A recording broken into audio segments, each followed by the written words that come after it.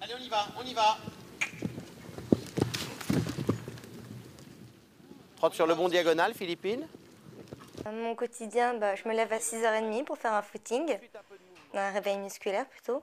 De 8h30 à 12h30, on a les cours, avec les matières qui varient. Après, on mange. Et après, c'est de 14h à 17h, c'est le départ pour l'équitation. J'ai toujours tout fait pour faire du cheval. Je me suis toujours consacrée à tout pour ça. Donc, c'est vrai que cette école, c'est un peu le rêve. Parce que travailler à mi-temps, je peux dire, et faire ma passion à côté, c'est un plaisir. Dans la question qui t'est posée, quels sont l'émetteur, le destinataire et le messager? Comment tu as fait pour les déterminer? Alors, on travaille avec le CNED et l'enseignement que les élèves reçoivent ici, et qui est extrêmement bien organisé, car les élèves qui sont très autonomes sont à même de faire leurs recherches, leur travail et leurs devoirs. Nous venons, si vous voulez, en complément derrière pour les éclairer, pour éclaircir certaines petites choses qu'ils ne comprennent pas bien, et on parvient assez rapidement à une très très bonne autonomie, une très bonne efficacité. C'est assez surprenant parce que, bon, on me disait hier encore, oui, j'ai 14 ans, j'ai pas un grand niveau. Moi, je dis, tu sais, à 14 ans, tu es en devenir et à mon avis, tu peux avoir un bon niveau. Et elle sait très bien que la scolarité est un élément prépondérant à l'épanouissement de sa personnalité, ça c'est clair. Et l'élève, sachant très bien qu'il a ses compétitions sportives, s'organise avant, pendant et après pour rattraper les retards. Ce qui fait que le CNED est quand même prévenu. Ils savent très bien qu'on a des élèves sportifs qui font des compétitions, souvent de haut niveau d'ailleurs, qui ne peuvent pas répondre, si vous voulez, au calendrier qui est initialement prévu. Mais l'organisation de l'élève est telle que ce travail doit être obligatoirement réalisé. Donc il est fait. Le contrat de départ implique le travail scolaire et le travail sportif, l'entraînement sportif, et qu'il faut réaliser obligatoirement les deux. Donc il y a une organisation, ils le savent, ils le font. Ma 12 mars, ma jument, ça fait 8 mois que je l'aime, c'est mon cœur. Là, c'était mon premier saut avec elle. Et ça avançait très vite. Là, c'était ma dernière compète avec elle, où on est arrivé 4e.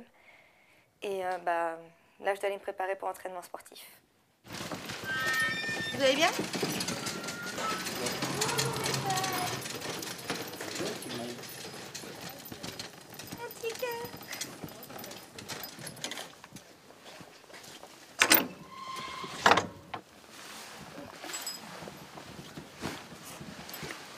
C'est de leur choix qu'ils sont ici, donc la motivation et l'amour des chevaux, c'est quelque chose qui est acquis et tout à fait à son extrême chez eux.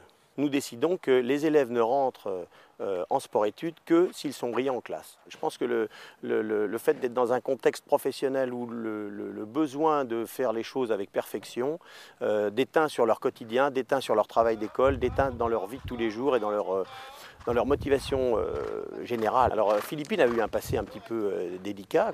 Du jour où elle a mis les pieds ici, elle fait sa 2e année ici. Du jour où elle a mis les pieds ici, je crois que tous les horizons se sont ouverts, les lumières sont allumées.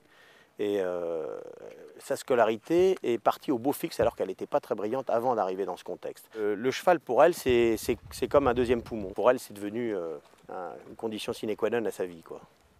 Allez, cœur. Allez, ma douce, je sais que tu peux le faire.